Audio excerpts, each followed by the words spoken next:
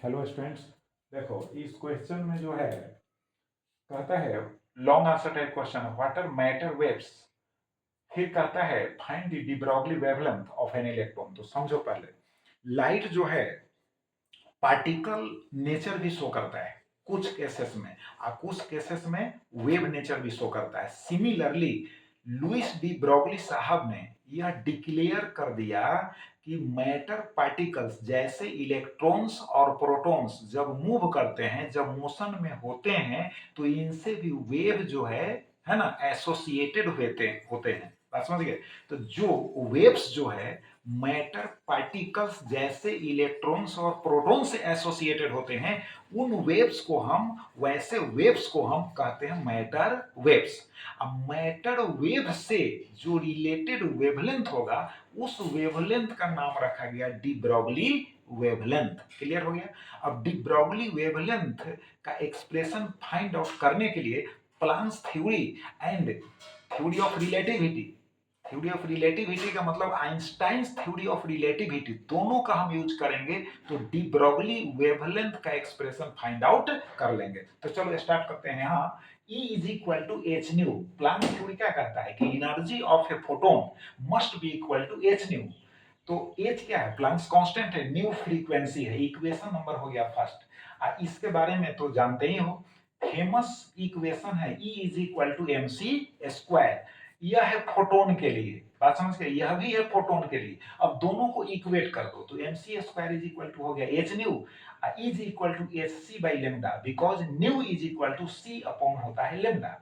तो अब यहां से हम लेमडा का वैल्यू फाइंड आउट कर लेंगे, h अपॉन हो जाएगा mc। अब mc का मतलब हो गया मोमेंटम ऑफ फोटोन हो गया। क्या हो गया? Momentum of photon. Momentum of photon का मतलब mass into velocity, mass into velocity. तो ये हो गया मोमेंटम ऑफ फोटोन। तो अब इसको लिख सकते हैं lambda is equal to h upon p। अब लिख भी दिए हैं वेवलेंथ ऑफ लाइट। ये जो लेमडा है वेवलेंथ ऑफ, है ना, वेवलेंथ ऑफ लाइट है। अभी हमको पहुंचना है डी ब्रॉगली वेवलेंथ तक। तो समझो, अब if A particle of mass m travels with velocity v, if A particles of mass m travels with velocity v। अब यहाँ पार्टिकल का मतलब क्या हुआ? मैटर पार्टिकल हुआ। पार्टिकल का मतलब यहाँ मैटर पार्टिकल से है। तो अगर मैटर पार्टिकल का मास m है, अभी वेलोसिटी से ट्रेवल कर रहा है, तो बताओ, तो वेवलेंथ है जो होगा, जो वेव एसोसिएटेड होगा उस पार्टिकल से, उसका जो वेवलेंथ होगा लेमडा इज इक्वल टू, हम h अपॉन mc नहीं लिखेंगे, हम lambda is equal to h upon m भी लिखेंगे। क्लियर हो गया?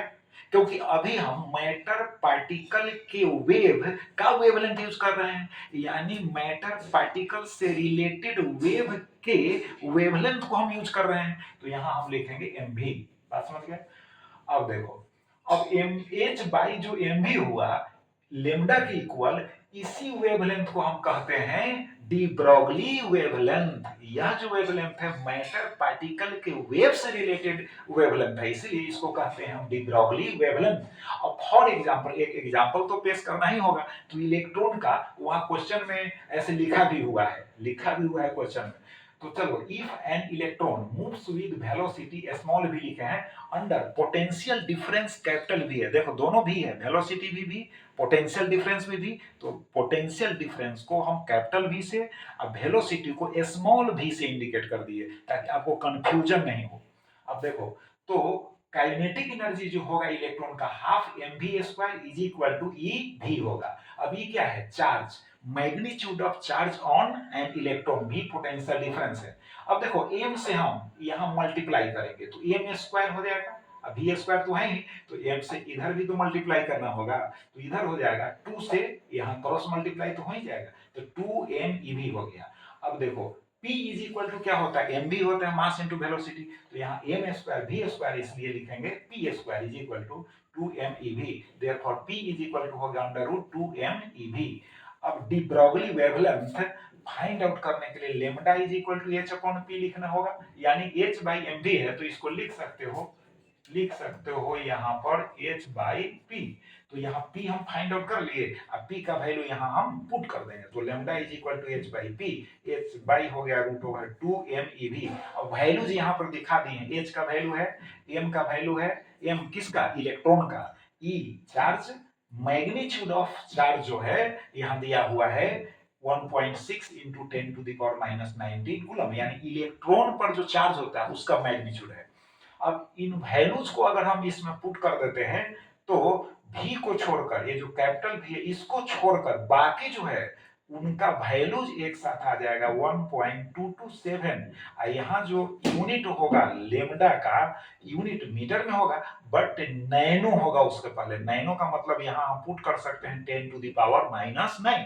अगर इस नैनो वाले सिंबल को हटाएंगे तो 10 to the power minus 9 put कर देंगे, तो चूंकि 10 टू द पावर माइनस 9 इसके साथ आएगा इसीलिए उसको हटाकर एन रख दिए। अब भी को ज्यों का त्यों छोड़ दिया। भी जो है एक्सपेरिमेंट पर डिपेंड करता है। तो हो गया है ना, डी ब्रॉगली वेवलेंथ इलेक्ट्रॉन का फाइंड आउट हो गया। तो अब रिवाइज करें, फिर नेक्स्ट वीडियो में हम नेक्स्ट क्वेश्चन के साथ मिलेंगे। Thank you.